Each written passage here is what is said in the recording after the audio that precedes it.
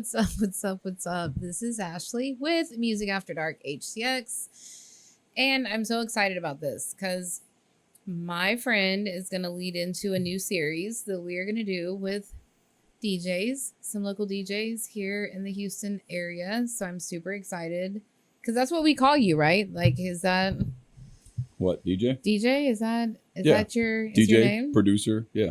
Producer. So let's introduce yourself, name, and what you do. What do you do? What do I do? Because you're winning awards and you're like everywhere. I've known you, maybe like not known you, but known of you for, wow, at least 2 years, 3 years almost. Okay. So who are you and what do you do? So I am born Leslie Jackson. Today's my birthday. I just turned 48. So you're catching me on the revolution around the sun once. And I kept trying to reschedule, being like, homie, it's your birthday. Are you sure you want to do this on your birthday? Like, I love this. I was like, yeah, I'm going to be out and about. Why not? Why not? Why not do it? You know what I mean? So, yeah, I'm Leslie Jackson. I hail out of New Orleans. Been here since Katrina. Is that how you got here? Yeah, we're evacuees, my wife and I, with our little girl at the time. And we evacuated to Houston out of New Orleans, never looked back really. And I was DJing even back then in the early 90s and been DJing here quite heavily for the past. I took a break. I took a little hiatus for a little while, started producing, and then got back in the DJ scene again, probably the past like 7 years now, strong here in the Houston area. So, yeah, it's... So you're not from here, but you were DJing back in Louisiana. Yeah, I was actually playing. So for a lot of you that are listening that know anything about the, the underground electronic scene, Disco Donnie puts on the biggest parties now, sort of the biggest parties in the country. He is, right up there with EDC and, a couple of the other really, really big, functional, big annual parties that they have and biannual parties that they have. So Disco Donnie started his claim to fame was out of New Orleans and the rave scene back in the real early, like 1990, 91, 92, all the way up to like 94, I think is what it was. Forgive me if I'm. And then he was the king of the underground rave scene in the whole South because everybody came to State Palace Theater. That was the parties. So, and I was even DJing for him back then. He didn't even know who I was. I was just like either on a balcony, somebody left their shit. I would jump up there and jump on, right? We had vinyl. It was all vinyl back then. So I had my vinyl with me at all times, a bag, So, yeah. So, and then here we are. We're in Houston years later and, yeah, killing it on a club scene right now. It's really nice. So what was that like, though? Like, how did you get started in the music scene in Louisiana? So it's funny because we kind of were talking about this off camera. Raves back in the day were a secret, right? Yeah, like they weren't Burning Man. Secret, they really. weren't these huge festivals, right? They really, were like underground, but fucking a secret. Yeah, but I mean, off keel, typical raves back in the day were like warehouse party shit that you had to kind of like call somebody and go meet the bunny on the side of the road or whatever the fuck, whatever. Yeah, so the text message. There was some of that going. Well, no, there was no text message. Well, no, there wasn't. We had pagers. You got back pagers. Then. I had a pager too. So it was either you just had a general direction of, where you were going, who you were dealing with. You know what I mean? And it's funny because like we're in this spot. You guys are metalheads. I'm a metalhead too. I come from the metal scene. So that's how I actually got into music in general, is because I've always been around music. Okay, I want to know those stories. Those are the things that I want to know. Like, how did you get into music? Like, when you were a little kid, you were like, "Oh, I want to be a DJ." I was raised. Well, I'll get to that. I mean, you know, look, she's shaking her head, but some kids want to be like lawyers and doctors and shit. I never was. When I was a kid, I mean, I was 12, 13, 14 years old with a boombox, listening to DMC and Beastie Boys and shit. But at the same time, because I turned 48 today, so you kind of know where that was. At that time, I was 12, 13 years old back in the 80s and shit. We were also listening to Metallica and, Floyd and some of the things because I came from a biker family. Okay. Right? So my whole front yard would be full of like Harleys and shit, parties all the time. Our house, for some reason, was the house that everybody partied at. Yeah. So me and my brothers were no stranger to partying, a bunch of loud music, good music, by the way. I'm not just going to say it was a bunch of just loud noise. It was real good music at the time. My mom and them were raised with like Southern classic rock shit, right? Me, when I was coming up, we came up and our age, then the Metallicas came along and the, all of the good underground metal shit started, Nirvana, and then all the grunge scene happened. Well, that's one of the questions that I ask some people is like, okay, 60s, 70s, 80s, 90s, now, like, was the music better? Was it easier to be discovered? Right? Because the sounds were so different, right? It went from new to maybe that's what we were trying to be to. Well, I think music has evolved in such a dramatic, explosive way with the advent of the internet. So once that happened and technology happened, music also is electronic, it's mathematical, it's everything. So if technology is hitting the forefront of everything, music's right there up in its ass because music is built on just that. It's artic, but it's mathematical. It's everything digital now, and used to be everything analog, right? And I'm still an analog DJ. I came up spinning vinyl. I still spin vinyl. My studio is 1 part vinyl, 1 part digital because I keep all my Pioneer setup because I go to clubs. And when I go to clubs, I play on that shit. And then my production studio stuff is like right in the middle. Do you think not enough newer artists put their stuff on vinyl? Because not everybody does. There was a wake back in like 3 years ago, right? Record players kind of started being a thing again. A lot of artists did kind of come out and do vinyl, but not everybody. Do you think everybody should? Is that something people should do? You mean I have like a record player? As far as like DJs or just people in general? Just people in general, just artists in general. Do you think along with like digital music, they should also invest in vinyl? In something analog? Yeah, I would. For the older generation, maybe. Yeah, I would say if you're into music, most people that are into music, if you're anywhere from today's age 25 to my age 48, if you're somewhere in that range of that age group and you're listening to music today, if you're my age, you probably have a little bit more from, like I'm saying, from the analog days and still do analog and listen to analog, and then now into digital. I think everybody's like pretty much flipped over into digital now because it's just so easy to just pick up your phone and be like, hey, I want to listen to this. Boom, you can listen to it. Versus back then you had to go, hey, I need to go to the record store and I need to go shop and you can listen for something that I want to listen to. And then we had record players in the store. So I'm just, and I actually still do that. I do it not as a DJ. I do it as a DJ and producer because now I use vinyl and I shop for vinyl. Lots of old, it could be anything from, something old, real old country or something. And I use samples and I cut up and make beats. So I can take that and go back to my house like, yes, and I can go to my production area, go from analog to digital and make something. So I think everybody that's into music today, if you're not already, like get you a record player and just go get some old vinyl and sit back and just listen to stuff.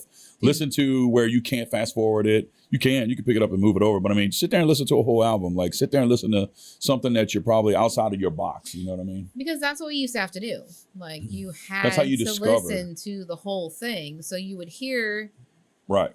There are so many songs on so many albums that never made it to the radio. We call it the B-side. That are so good, though. So there's a lot of people, and I'm fixing to make a little... so good. Yo, they're amazing.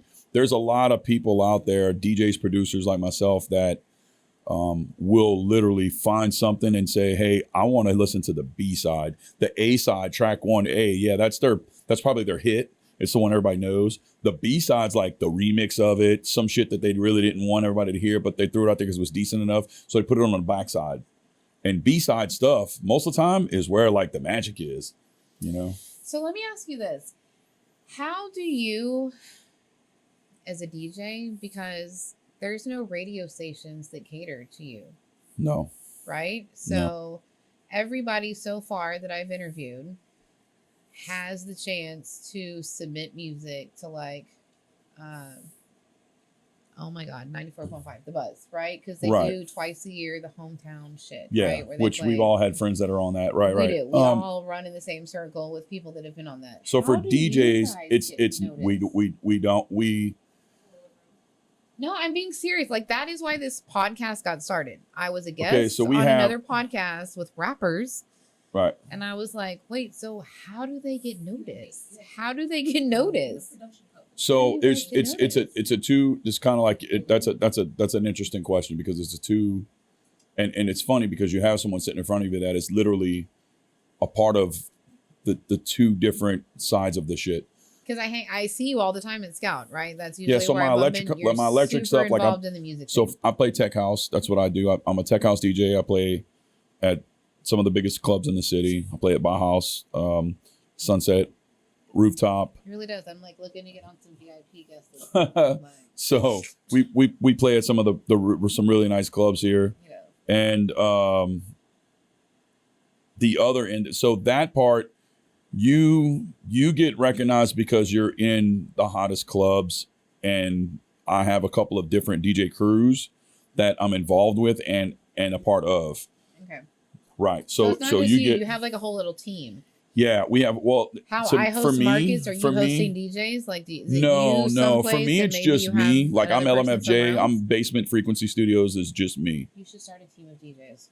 Tell me, where you can all like collab and be like multiple. I'm already in like. The same time. I'm already in like 3 of them. Where? 3 different ones. I am so clueless to like, where are you guys at? Where are you? So tonight, when we leave here, we're going to Space Cowboy. Wale Lopez is playing. Shout out to I've been there Resident Renegades. That's my guy Dustin and Lacey. You guys are smashing it on the scene right now. They're hosting a party tonight for Wale Lopez. Is coming in from, I think, Brazil. Tech house DJ from Brazil flying in. He goes on like at 9. So all of my friends are there tonight. Everybody leading up to that. They're probably literally playing right now. My people I'm talking about that own Resident Renegades. Since he wanted to do a podcast on his birthday. Just saying. Yeah. You could literally be there right now. So they're at Houston Heights Hotel. I'll plug that. That's a big spot that we throw a lot of parties at. I'm involved with lots of parties there. Traffic hardcore over there, by the way. But on Cavalcade, it's 100 Cavalcade. So it's right there. As soon as you go through downtown from south to north. It is. Cavalcade's on the corner. I actually drive by there sometimes. Yeah, Houston Heights. Space Cowboy. And y'all be fucking some shit up. Yeah, it gets packed and it gets interesting. There. Yeah, it's a good thing. No, to go back to what the question was before. So I'm a tech house DJ. I make tech house, produce, but what I'm known for producing is I make boom bap. I'm a hip hop DJ. So I make the best, for me, I make the best boom bap that this city can offer. There's only one other guy I know that's doing what I'm doing. And I just discovered him like a couple of months ago. His name's John Gordon. He's full on, doing this thing. Shout out to my guy. I'm like sitting here super shocked. So wait, you do hip hop music? I'm actually a producer. I'm fixing to drop an album. I'm on Spotify. I'm on all streaming platforms as it is right now with 3 singles. Why do I not know this? I have several videos out. Yeah, you go on YouTube because you got to go to YouTube and find what I'm doing. I fucking hate YouTube. Me and my sound person just had a huge fight over YouTube today because he's like, "You don't have this," and I'm like, "Wait, I didn't even know." And I'll be honest, my YouTube, I didn't even know this existed. I am not a YouTube person. I'm really not either. Honestly, I like YouTube. I go to it for 1,000 different things. My personal page on YouTube is not developed a whole bunch. I'm more or less just live every month to month social media kind of thing. So on Instagram but I'm on all streaming platforms. I'm on Spotify. You can look me up, LMFJ1313. I'm on Spotify. I'm on YouTube. I'm on all the streaming platforms around the world. You know what I'm doing for the rest of the night? Go check me out. I just dropped a single called Papers with a local artist called King Baby. Him and I just dropped a single called Papers. It's going to be on his new album coming out. Just before that, I dropped a single on my own. It's called I Love You, and it's really, one of the first tracks that I made as a hip hop artist. That just dropped like 2 months ago. That's on all streaming platforms too. And I've just got my album back from mastering from Don Tino's team because they mastered my album. Are you being serious? Yeah, Kenny, shout out to Mr. Kenny. He just finished my 9-track album. I got the artwork for the album cover already, and I'm waiting to just upload into I go through DistroKid, who is my distributor. I didn't know you were doing all this other shit. How long have you been producing rap or hip hop? Man, like 4 years. roughly, and I've won SLM award. Can we put some twice cute little like for it. mind blowy things above me? Are you fucking kidding me? Because you have won SLM awards. What are you winning it for? I thought it was like DJing or something. I won DJ twice and producer once. And the producing is for my hip hop stuff. It's not for my tech house stuff. And DJing is like a mix of my tech house and my hip hop stuff. So yeah.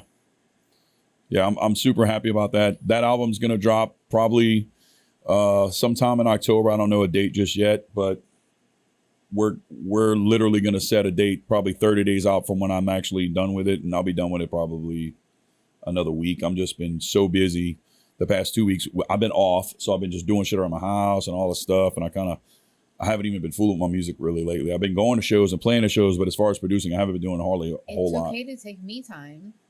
Huh? It's okay to take me time. Like No. Yeah, it's okay to take me a time, break. but I needed to. Well, Okay. we're fixing to leave. I travel with my job. I'm in the oil field, so I'm fixing to leave. Is that what you do? So yeah, I'm in the oil how field. does that work? How do you balance day job? Like this? Because like I'm just like learning so much about you. So You have to set I didn't know priorities. that's what you do. Set priorities. How long are you gone for? Do you do like 30, 60, 90 days? You're Yeah, away and then come sometimes it's 2 weeks, sometimes it's 3 months. You know, so this one I'm going on right now. I'm going back to Ohio. Probably going till the end of the year. But all of my shows that I have lined up, all my schedule, I have to fly back for all those, and then go right back to where I'm at and keep working. Yeah, I make it work. I have to. If I want to be who I am, and pursue my dream and my goals, which I have, you know, I have some pretty heavy goals in front of me. The two that I wanted to produce my own album in 2024. That's right now. So boom, check that off. That was super exciting. You know what I mean? I'm really excited about that. I've been low key, like not talking a whole lot about it, but it's been a long time to get to where I am on producing. I'm self-taught, and I'm competing in beat battle leagues, national beat battle leagues right now, and I'm in the top 20 in beat battle leagues. Are you fucking kidding me? Wait, where are you guys doing this at? This is on Facebook. Shout out to Flip Banger. So you want to go to Facebook on Who Want That Smoke Beat Battle League. And if you follow my page every Friday, it's called Fire Fridays. I don't participate every Friday, but I share it and I post it because it's a collaboration of DJs. There's a host. His name's Flip. Shout out to host Flip and Choice Thunder Son. It's a collaboration of these guys. They've been doing it. Matter of fact, I think we just celebrated the fifth year that they've been doing this for 5 years, every Friday and sometimes Saturdays. These are battles like rap battles, but they're not. They're beat battles. So it's no vocals. It's straight just music, beat battles. Okay, but it's all online, right? This is on Facebook. Okay, so and Instagram. Why can we not host that? So I'm already working. Why can we not host that? No. So I'm already 100 steps ahead of you on that one. So we're working on getting his production, which would be the Beat Battle League. They're going to come here because the co-host and I'm already working on music with him. So him and I already, and the host himself, he's also a producer, and he gets into battles himself. But he'll be here. So we're probably going to do it like at Scout Bar. Probably we'll have a beat battle. We're going to bring them in. It's going to be a show. So it's going to be a live beat battle online with the crowd, like they do. They're from Carolina. Super, like interactive and shit. Excuse me. Yeah, they're in Carolina, and they do it every week. It's usually from his house, his private podcast thing from his house, and we all chime in. We send beats in, and dude, I'd love to sit in and record some of that. Because we've Skyped and recorded a podcast before. I would love to sit in on that. I mean, we can talk about it. Yeah, no doubt. I had no fucking idea. No, so I'll tell you, I'll do you this solid. So when it comes here, the actual podcast part of it is going to be them because they're bringing the show here. So it's going to be them primarily, but by all means, you can be. Dude, can I sit? Off to the side I just watch? and doing the same thing, like, okay, like they're about to, all right, they're about to do this stuff. Yeah. So whatever. No. So, but anyway, it's cool. The guys are super badass, They just sitting around playing. Well, it's planned but it's live. So you send 3 beats in on Wednesday, and on Friday you battle with another person that you don't know who this person is. I do know most of them, and most of these dudes, they're the best producers in the world. Oh my God, please And send me all the links for all of that. Please. Okay. She's doing it right now. Please. Holy shit. My beautiful trusty assistant, whose birthday was yesterday. Happy birthday, baby. She's doing that on the side for you right now. But so that's actually elevated my production skill like times 1,000 because I'm actually not. You're having to compete, right? Yes, and when I tell you that it's mind blowing to know that I came from, and I've been in music my whole life, but actually producing what I love, and within probably maybe 2 years getting into a beat battle league, which she found.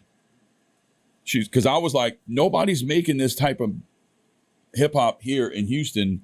I know they're not because I'm into the heaviest hitters, the Swisher House guys, the UGK guy, all the heavy hitters in this city. It's all mostly Southern rap or trap. It's not boom bap. It's not East Coast boom bap. So I told her, I was like, I gotta find somebody because I wanted to learn, and I still do, and I'm doing it now. But at that time, a couple of years ago, I was like, I want to find that. Who else is doing this that I'm doing? I've just bought my machine. I'm doing all these things. I'm learning. I want to find that person so I can collab and not necessarily collab, but learn. Like go sit in, see what they're doing, elevate my game. And it was nobody. And then she was like, ironically, she found somebody that's not even have nothing to do with Houston at all. They're in South Carolina. They're in South Carolina. There's a lot of East Coast producers and Carolina producers, and one other person that's here in Texas. And myself, and there's a couple people from other states, but really it's probably a pool of about maybe 20, 25 of the baddest dudes on the planet in this country that are producing are in this circle every Friday. Sometimes some they're in, some like I don't go in every Friday, but they float in and out. But at any time, if you go in for a battle, you could be battling one of the baddest dudes, and it's a 3-track per 3-track, or you could do a one-off. And then the people that are on the actual thread at the time, which are literally all the other producers, right? There's some just followers, but there's producers on there too. And they're like, it's called Fire Friday. So, it's fire emojis. If your shit's badass, it's when they're playing your track, and he'll don't play the whole track. He'll play like half. He'll play half your shit, and then boom, and then he'll shut it off. And then, so how it really works is like this. So say I'm battling, I'm just going to call out there just DJ Joe Q, right? So Joe Q puts his 3 beats in, LMFJ puts his 3 beats in. The host, Flip, will be like, all right, next battle up. We got the showcase tonight. We got LMFJ battling Joe Q. Can't wait for this, but this is a good one. And then he'll flip, who gets the go first. Typically the person that's more the senior gets the priority of not having to go first. So usually the lesser person will go first. And then he'll play his track. And then while his track's playing, he's like, let's go. And he's like, everybody's chiming in like, yes, no, fire emojis, whatever it is. And then after his track, be like, all right, that was DJ Joe Q, producer Joe Q. Next up, we got my man LMFJ. He's been in the game for a while. And boom. And then he'll play. Now, remember, we send it in 3 tracks each. Mm-hmm. So he'll play out of whatever order I'll put him in. He'll play my first track. And then they'll judge. And then they'll do that 1, 1, 1, 1, 1, 1. So you go 3 and 3. And at the end of it, he's like, all right, who y'all think got it? Number 1 and number 2. And number 1's the person that started first or number 2. And that's pretty much, and you're getting judged by these producers that have been, these dudes been in the game way longer than I have as far as producing, and they're way cooler than I am. But just to get the accolades and the recognition then, I'm talking about then, now I'm swinging with these guys. Now I'm a problem. And so now I'm in there swinging with some of these guys. And don't get me twisted. I don't want to sound big-headed. I said that because it's one of the things that we say. But really, LMFJ still learns every day. I'm still elevating my craft, just like most producers will tell you. It's a learning thing. You just like any musician, it's artwork. It never gets where you're, hey, I'm the best. No, I might be the best this week. Next week, someone else is going to trump me with something. But you're also a perfectionist, right? You She's shaking her head. She's like, yes, again, yes, he like, is. For me, again, I'm just editing the sound of this podcast, right? And I'm a perfectionist when it comes to this. So I can only imagine. So bad, actually. So yeah, with music, it is. Bad, actually. It's an art. So imperfection is good sometimes, for flow and for just creativity. But yes, it's very, repetitive perfection. Wait, so yeah. when did the transition happen? Like, so you're in music, you're in Louisiana, you came here, and all of a sudden you just woke up one day and were like, you know what? I just want to produce some shit. Well, yes. How did that happen? Just like that. Did it really happen like that? It literally was like, hey, you know what? Real big artists, DJs, some producers are DJs too, maybe but they should, and you were like, let me. 90% of producers aren't DJs; they're producers. So they're the track maker, and then they have rappers or whatever to be on their track. Like I do that too, but there comes a time where I knew that was like, you know what? For me to elevate and be the best, or even get out of the shell that I'm in and be someone, you have to make your own music, and that goes for anybody with a band. I don't care if you're playing the flute, drums, in a band, small band, whatever, reggae. If you're playing cover songs, you're only going to be playing cover songs, which there's nothing wrong with that. I play cover music because I'm a fucking DJ. I play other people's music. But when you start playing your music and elevating with your music, that's where the key is. That's where all the big DJs you hear, the Dead Mouse and, just throwing a couple of like the massive DJs out there. Those people make, when you go to their show, the whole show, it's their music. All that electronic music, it's their music. Some of them, even big names, you go to a show and you're hearing some of their music and some of their other friends' music that are other big names. A DJ is just that. He's just going to play what he feels is fun and good at the time, and he's going to play other music and he's going to remix it, producing, right? Getting back into producing stuff. You're going to remix, like, I love Dead Mouse. I'm going to remix the shit, make an LMFJ track, and people are going to know that little sample in it. That's what elevates your game when you start making your own music. Same thing with a band. If you're in a metal band, whatever, you can play, Pantera fucking 100 times a week. Great. You're great at that. Sound just like them. It's fucking rocking. Awesome. But until you're playing your own shit that sounds like the stuff that you want to play but it's your own, then you're like, oh, what is that? Oh, that's my stuff. So how does it work for a DJ, right? Because bands have their set lists, right? And they'll play at Scout on a Friday and they know what songs they're going to play. And then they might rotate to BFE or wherever the fuck, right? And they have their list. Double coin question. Where do you play at? And does your list cater to the places that you play at? And is it different every time you play? I think there's like 5 questions in there. Holy shit. I could sum that up. So do you have to like cater to the place, like the venue? So if you're DJing, okay, so there's look. I told you I'm nerding out. Like, I know, but I'm gonna like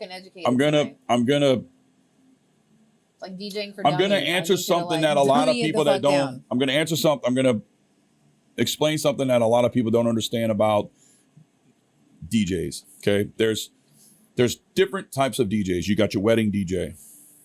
You got your DJ that plays at the Mexican club and fucking kills it every week, catering to his crowd, which is Mexican music, and he's killing it, right? I have lots of people that do that. You got people that play, straight drum and bass music or heavy stuff. You go to that place and you hear those DJs, that's what they play. Mm-hmm. Then you have, which I am now morphed into, when I go to somewhere, like if I'm booked for a show, Bauhaus, right? Shout out to Hamza and Jeffy and all the guys and Sammy at Bauhaus. Thank you for allowing me to express myself at your club. It's been an amazing trip so far. It's a new venture with these guys, and it's only going up from there. I'm really, really excited about playing at their club. If you're playing at Bauhaus, it's an exciting thing because people come there to see that person or this type of music. So I don't necessarily you got to always play to the crowd. DJs will play to the crowd, but you're really in a room packed full of people that want to hear the type of music that you're already doing. So it's really not that difficult. If you know what you're doing and you have a good selection of tracks and your mixing and your tricks are really good, they're going to love whatever you're doing. So you don't necessarily have, and so to answer the other part, I got folders. Right? I got a couple of folders where I know, hey, I play tech house and I got like these folders that I know I'm a float between like these 3 folders. So technology has helped, because that's another question. Absolutely. Back in the day, it used to be Where am I now? Back in the day, to really get deep into that question, back in the day, I had literally a crate of fucking records, a crate of vinyl or a bag. And I would, before I leave my house, I'd be like, back in the day, I played UK Hard House. I would flip through my bag like, all right, I got a nice set, easily an hour of this. I got an hour of breakbeat.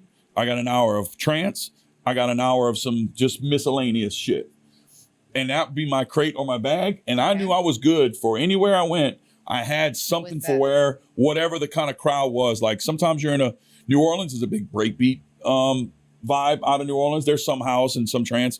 But most of the time, New Orleans is a lot of drum and bass and breakbeat. From there, the next time y'all are taking a road trip, we're fixing to leave in a few days. Actually, we're gonna go down. Next time y'all are going to an event, I am tagging along and we are recording that shit. Come the fuck on. But that was an interesting question, though. I've gotten that before on different interviews. Yeah, it's. So then you, like I said, then you got DJs that are like of bigger names, not necessarily me. I'm just in the area. I'm in the slot of where I don't have to cater to the crowd. The crowd is already there to see what we're doing. Okay. See the difference? Mm-hmm. You know, I'm going to go to a Pink Floyd show. I don't care what the fuck they play. It's Pink Floyd. Give it to me. I'm going to go to a tech house club. I'm really going to hear a bunch of DJs that I've never heard before, or I have heard before, but they're going to give me what I want because I know I'm in that genre of music anyway, and I'm in this underground So how do you find area venues, of that though? music. Because there's like, I know like there's Scout, BFE, and Acadia that close. Where is it that you play? Because there's like rooftops and very fancy things. So Bauhaus is right here on Pease, but how downtown. do you get in there? Like advice to newcomers. How do we get in? Up their email? Were you networking? Like if you're a newcomer. Oh, how do I even get to start playing in their club? Like, how do you get into a venue? Like to play? Mm-hmm. Great question. Because y'all don't have open mics, right? Like, how does that work? You know what I mean? Like, how does it work? Because they sometimes have. Really that? Is that really a thing? Sometimes there's open deck situations. I've never had to really go through an open deck situation to be where I am right now with this. I want to film that. Get in my DMs. I want to see that. I was playing. I still play at big underground parties, not just at the clubs, just big underground parties. These big underground parties have a lot of people there. A lot of DJs from there are playing in the club. So when they see you play, oh, this dude's badass, and you're like, hey, you know, I saw you play at Bauhaus, right? And networking is the key. And I would tell them like, man, try to get me on, right? And so that's basically how that works. Are you weirded out when people come to shows to see you and they're like, no. Can I buy you a drink? Is that cool? Yes. Like, do fans absolutely. Absolutely. If you ever see me he's like, in the club, behind the decks, on the dance floor, I don't care. I am very approachable. I am not one of those dudes. If most people that know me that know that, I'm not one of those guys. You're not. Absolutely not. Even when, and it's going to happen soon, even when I'm on the real big stage, absolutely not. I am very. When he won't return my messages. I'm very sociable and like to be with the people. You know, that's what music is. It's an interaction between me and what I'm feeling and what I'm doing in front of myself and creating that for you. Do you think music is healing? Absolutely. Do you think one of the most healing frequencies on the planet is music? Absolutely. Mentally, emotionally, spiritually. I've cried on the decks. Dude, it's a healing thing. I've cried at shows, thing, but we don't intimate talk about shows. Feelings, so it's weird. It's 1,000 people in front of me pouring. It's happened several times. So how does this work? Because you do have a gorgeous, gorgeous significant other. Thank you. So jealous of her hair. God, I cannot get it that bright. I fucking hate it. So how does this work? Has she always been supportive? Were you into music when you met her? Funny story. Or were you like, babe, I'm quitting the day job and I'm going to be a DJ? Like, how the fuck did that It was work? never quit the day job. Okay. Wasn't that badass. Like, still ain't that badass. She's like, a great question. No, when we met, I was just starting out as a DJ. And man, was it so she's interesting. A fan of the music. Yes. I want to hear this. We're like at the club one night. What's and funny he's is that DJ. she like myself We've been knowing each other since childhood. Her, Really? yeah, Shut up! I hate y'all so much right now. Y'all have the cutest love story. her son's dad, which she was with her son's dad for years and years up until when she met me, and he's one of the shout out to Mike Delop. He's one of the best drummers ever that I've ever met. One of the best musicians. He loves jazz, plays multiple, and sings like a songbird. Sorry, Mike, I threw you out there. Dude can sing like a songbird. Karaoke, can't fuck with him. This dude will, no, I'm telling you, this dude will get on a mic, and he's a drummer. And a badass drummer, by the way, in a heavy band, has been since I've been on it since we've been kids. And a dude will get up there and sing whatever and kill it, like kill it. Beautiful voice. He's a very, very, very talented dude. You know what I mean? That's dope. Hands down. So she was already very, very affected and into the music scene way before she was met. Deep in the music scene. Yeah, way before she got with me. You know what I mean? And when she got with me, I'm just like some straggling ass DJ with some other DJ friends of mine that were just starting his out. Box to the club. You know? Like, Yeah. I was carrying records to the club and to big underground parties. That's basically when we met. And she's always been supportive, to answer the question though. Yeah. She's always been very supportive of the music and of the culture. What was that like? So did you evacuate ahead of time? And you funny story. Y'all just wanted to stay here? We weren't even together at the time. No. We were separated. Oh shit! Did y'all come separately and bump into each other? God damn it! Nah, yeah, sort of not. FEMA. Yeah, we literally lived fucking like FEMA. down the street from each other as the storm hit. And then when she evacuated, the guy she was dating at the time, they went to Florida. I came here. Oh, you didn't come to Texas? Not right away. Okay. I did. I came straight here. Smart and man. discovered how beautiful it is here and how awesome Texas. Shout out to everybody in Texas. I love it here. If people ask me where you're from, I say Texas. They're like, no, you don't, because they hear I talk. But nah, You do Texas have that is little what's up. twang still in your voice. You Yeah, do. Texas is where it's at. I love it here. Absolutely. Love the people, love the culture, the music scene, the food. Man, it's just amazing. Would you change? And I asked this to rock bands. I don't know.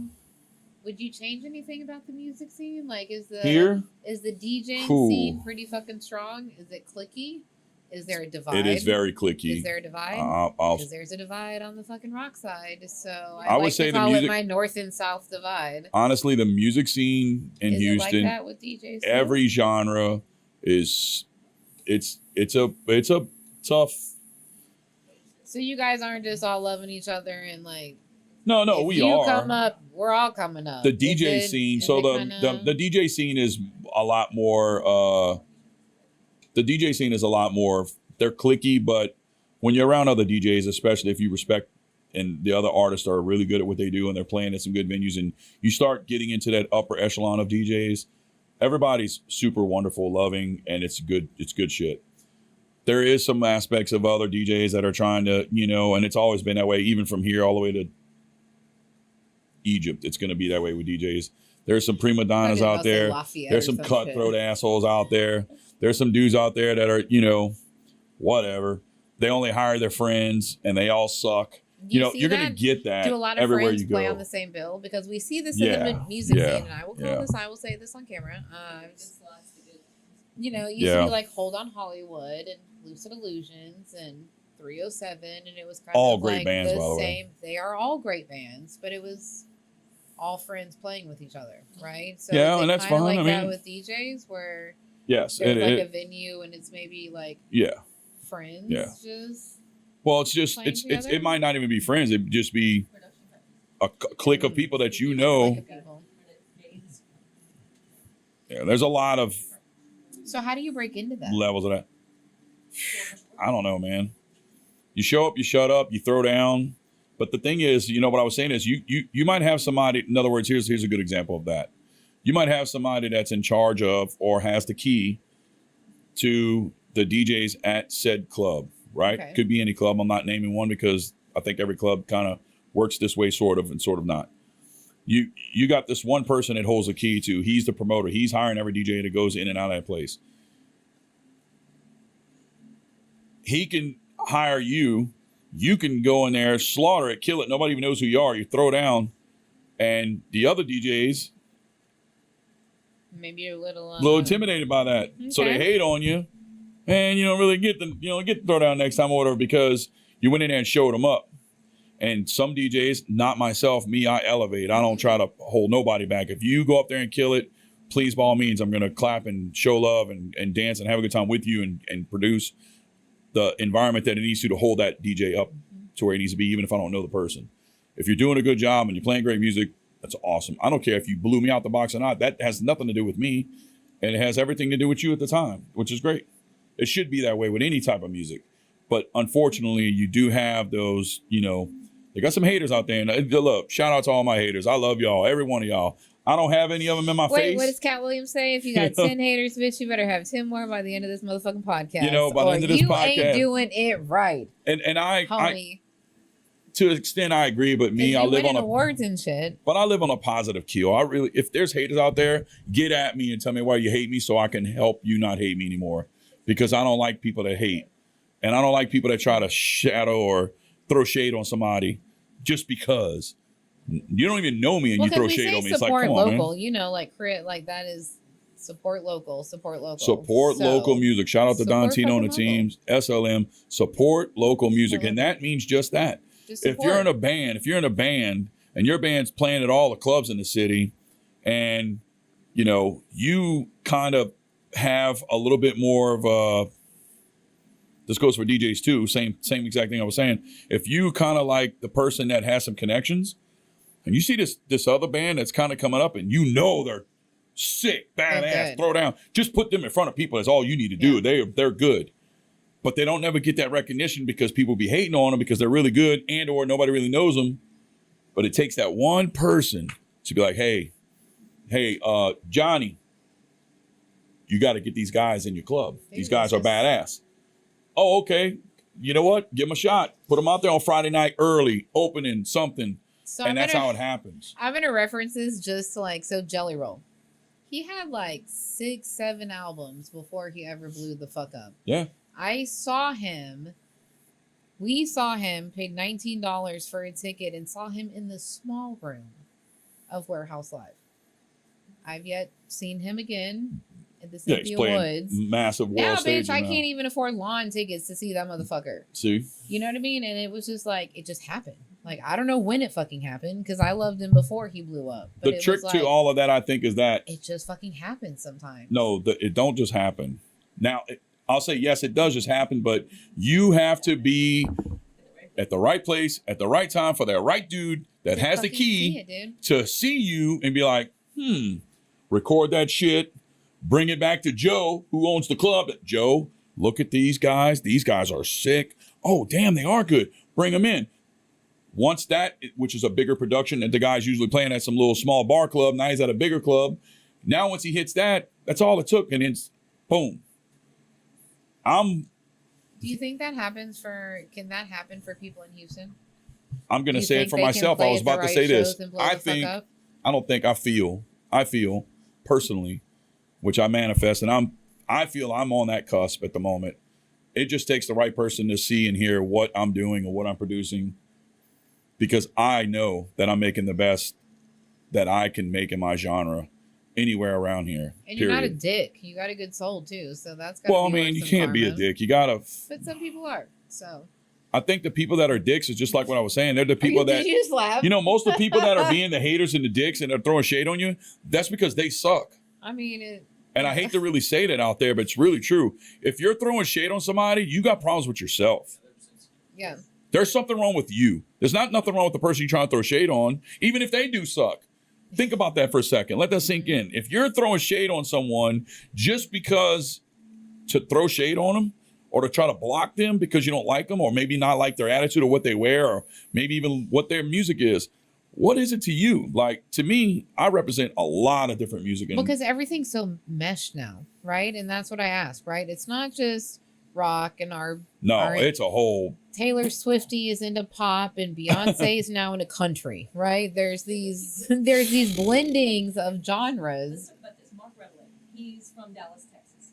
He videoed every single every single event that Mark Revelin, he recorded every single event that he participated in. He would set up his AKA CDJs, Loop Daddy. Loop Daddy. He on the middle of the street, and He's playing he world recorded. stages now. We saw him Twice. at the small room, White Oak. at White Oak. Why not? The second time we saw him, As a YouTube, he was a YouTube guy. It was in the big room. And He was now just playing on YouTube, and I he's found it. I he's was an like, what the hell is independent this? artist. He's an And that independent shit, artist. just like I found it, blew up. And like she's saying, that dude was playing for what, 2 years we were watching him on YouTube? On the street. On the street or in his bedroom and podcasting and by himself. So what the dude does is he got a loop station, he got a piano, he's very musically inclined, he got a piano, sings and shit, and just makes these obnoxious, crazy ass songs off the cusp. Everything he does is raw right there. There's nothing written. When he hits the record button, he's like, all right, what are we doing else? Okay, let me just start with this and he starts looping shit, and he comes up with these little skits of music that are just like, shit's badass, and he just does it freestyle, off the cusp. And now he's doing this in front of like huge stages and just partying. The dude's just living his best freaking life. You travel out of Texas, right? Yeah. Oh, absolutely. Does it obviously have to revolve around your work schedule? Yes. Okay, so here's the question. And DJing too. I DJ in other states too. If the Lux in Vegas was like, we got a show and we need a DJ, come on. Would you? I would drop everything and give you there in an instant. Okay. That's one of those moments. I ask people that sometimes, and That's they're one like, of some those people moments. say no. Some people are like, no. I don't want to do any. I don't want to do any of that. That's a moment where you say, you know what? I would lose my job to haul ass over there, borrow money for a plane ticket if I had to, right, because I know if you're in that, you're on a strip. You can borrow at my a big ass show. It's being recorded. Obviously, they record everything. That is a make or break fucking deal. Might not happen, but man, the probability of your chances of being seen and you're good at your craft, which I believe I'm the best at what I do, and it's just me. It's how I feel, but I'm one of the best at my craft. You opened for Richard Vision at Rise Rooftop. I've opened for some world DJs after already. The damn COVID pandemic, and the only reason why you didn't have a big crowd was because of COVID. People were afraid of each other. Yeah, that's like literally. He opened fucking Shout COVID. out to Humpty Vision. Richard Vision is one of my idols. Been listening to the guy since way before I started DJing, 20 years ago. And I got a phone call one day. Shout out DJ Riddler. He called me up and said, hey, somebody told me that you were like this one of the big tech house names coming up in the scene right now. Blah, blah, blah. I got you and 2 other guys that are competing for this spot, opening for Richard Vision. I'm like, what? Richard Vision? I'm your dude. I'm your guy. Shut up. That's me. And I sent a little small couple clips of some shows I did, or sent it in and blah, blah, blah. And then next thing you know, like the next day he goes, man, I think you're going to be the guy. And it was like mind blowing because they gave me 2 hours. This is at Rise Rooftop. Yeah. Me 2 hour set, opening for his 2 hour set. So it was a direct open, not a bunch of DJs. And what did you perform on? Turntables or CDJs? 4 CDJ,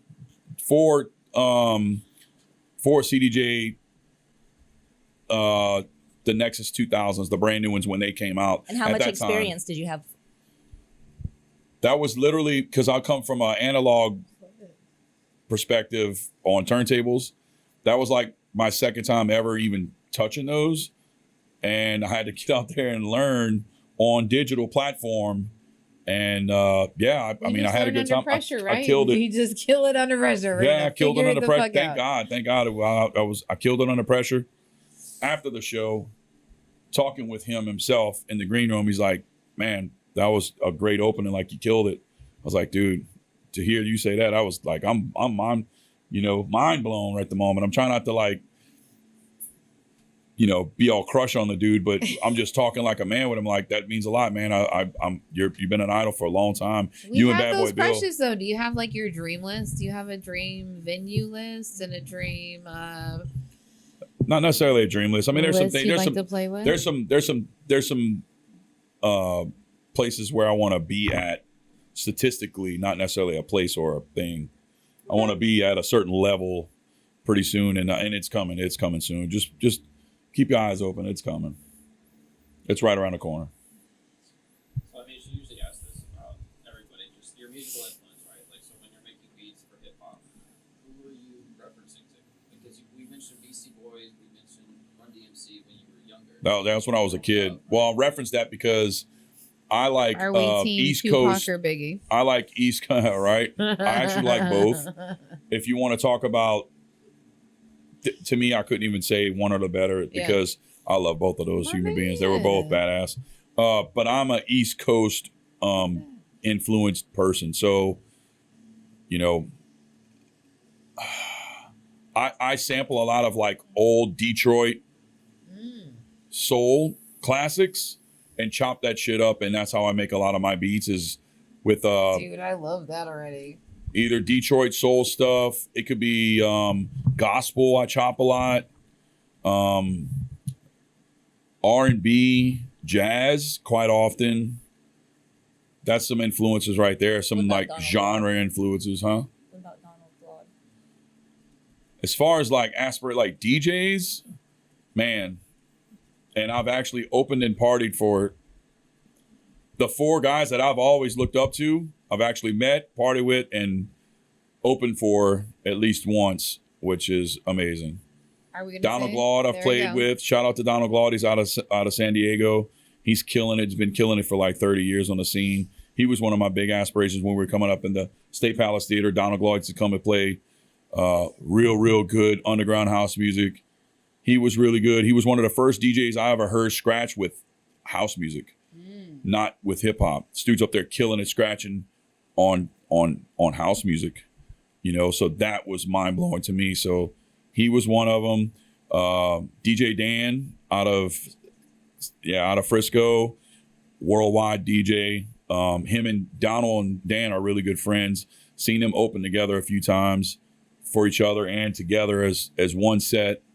I've never opened for Dan, but I've been in the same room and partied with Dan 2 or 3 times already. Loves my wife, by the way. Him and thanks, Dan. Shout out. You know, he's Dan's a beautiful person. Him and wife get along so good, man. He loves my wife. He sees my wife, they're stuck together in the corner somewhere, he's hanging out. And but yeah, so Bad Boy Bill, definitely another big icon. I've opened for Bill. DJ Irene, I've opened up for Scout Bar for Irene on the patio. Humpty Vision at Rise. Yeah, it's been some big names. It's been a while since I opened for a big name. I've been playing the club stuff lately, but yeah, it could happen. Like I said, it can happen at any time. And at that time, it was just like that. I wasn't searching for it. It just happened. It just happens. It's like, hey, we got this spot open. We want to play. I'm like, yes, you know. Yeah. Yes, please. And thank you. Yeah. Nathan Eliff.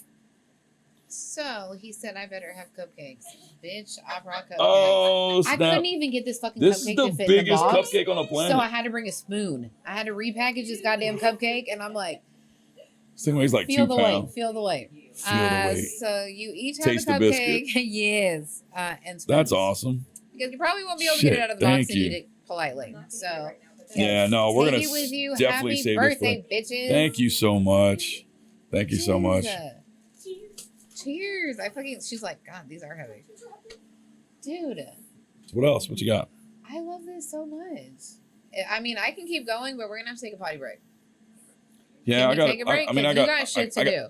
We have a place to go to. Okay, so Okay, so let's do shout outs. You've been doing them, but if there's anybody else that you think you forgot, we're going to do shout outs right now. okay, shout outs. And if you Whew, forget big one. them, you can just text me and Shout I'll out put to them all in. my mobsters out there. On the production level with making beats, one of the persons that's been like right there next to me the whole time, and this guy's actually been in the rap game here in this city for a lot longer than I've even been here. You know, shout out to Bobby, aka Mixed Breed. Mixed Breed is with Screwed Up Click, second generation Screwed Up Click. Now he started his own little set, the Mobsters. So it's himself, three, 4, 5 of the baddest rappers on the planet. Matter of fact, he just got awarded to do a track with Lil Kiki. So he's going to be doing a Lil Kiki track. Stay tuned for that coming out. Well, he went to Rap Economics. Shout out to Prez.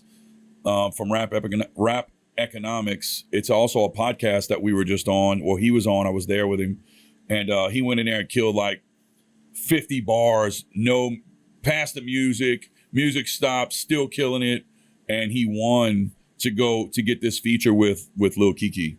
So they're working on that right now. And Lil Flip. I'm sorry, not Lil Kiki. Lil Flip. I'm tearing it up. Sorry. Lil Flip, not Kiki. I'm sorry, it's Lil Flip. Lil Flip. That's a big deal. It's huge for him. Huge for him. It's going to be huge for him, and it's also what trickles down. It's going to be huge for all of us. You know, him and I actually have 2 tracks that we made. We haven't put out yet, but we're fixing to. 2 or 3 of my joints are going to be in his new album that he's coming out with right now, with some of the biggest names in hip hop in this city. I'm gonna leave that out because it's for him to announce, not myself. Get in my DMs. We'll have you announce it on my podcast. So yeah, but the Lil Flip thing is coming like real soon, and that's kind of already out on Facebook. So if you follow my page, you can go in there and see he's on there hanging out with Flip, and they're working on some music right now. But so yeah, shout out to all the mobsters and Mixed Breed, the head of the mobster clique. You know, he's been an inspiration to me, and me is to him as well. Actually, he's getting married next week. I'm standing in his wedding. Yeah, hey, shout cool. out. Congratulations. So yeah, shout out to Flip Banger and Choice Thunderson from the Who Wants That Smoke Beat Battle League. All of the producers out there. I'd be here till next year naming all y'all producers, and I'm not. But shout out to all your producers. Thank you for, you know, allowing me to be me and accepting me as a newcomer into that battle zone, and, you know, just allowing me to get in there and swing it out, because it's friendly at the end of the day, but really it's business. You get in there and you got to know what you're doing and who you're dealing with. I mean, these people go in there and slaughter you with one track, and some people they'll just want to come back to the show no more. Like, me, I was like, nope. I went in there, I won or two battles, got slaughtered a few, went back, and it's still like that today. And I mean, I still go in there with a couple, and I'll get banged out by somebody that was somebody I don't even know, you know. And then sometimes it'll be somebody I do know, one of those bigger names in the top 10 they'll pair me up, which that's an honor. When they pair me up with them guys, I'm like, I might get slaughtered, but let's go with it, you know. And you get your accolades that way. Yeah, that's how you get you got to get your lumps, you know what I mean, and roll through it. Because like my coach used to say back in the day, some days you're the statue, some days you're the pigeon. That is the perfect place to fucking end this. Oh my God, wave. Oh my God, that is the best like key line to fucking end this with. Oh my God, wave, because I'm always looking for it. Yes, wave. That's like the perfect fucking. Oh my God.